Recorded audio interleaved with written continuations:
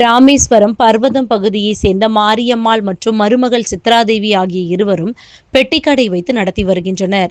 இந்நிலையில் நேற்று வட மாநிலத்தை சேர்ந்த 2 பேர் இருசக்கர வாகனத்தில் வந்து பொருட்கள் வாங்கிக் கொண்டிருக்கும் போது மாரியம்மாள் என்பவர் கழுத்தில் இருந்த 5.5 பவுன் தங்க நகையை அறுத்து கொண்டு இருசக்கர வாகனத்தில் தப்பி ஓடிவிட்டனர்.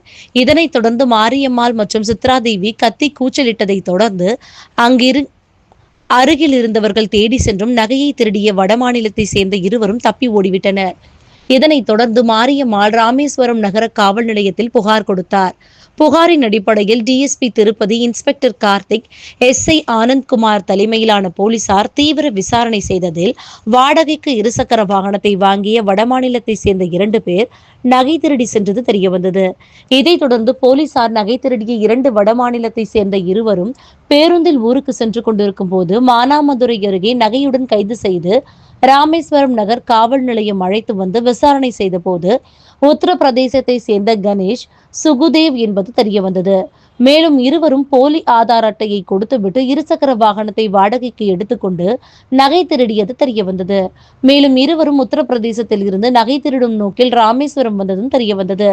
இதனைத் தொடர்ந்து 2 பேரையும் நீதிமன்றத்தில் ஆஜர்படுத்தி போலீசார் சிறையில் அடைத்தனர். ராமேஸ்வரம் நகர காவல் நிலைய போலீசார் துரிதமாக திருடனை நகையுடன் மீட்டது நகை பறிகொடுத்த மாரியம்மாளுக்கு மகிழ்ச்சியை ஏற்படுத்தியுள்ளது.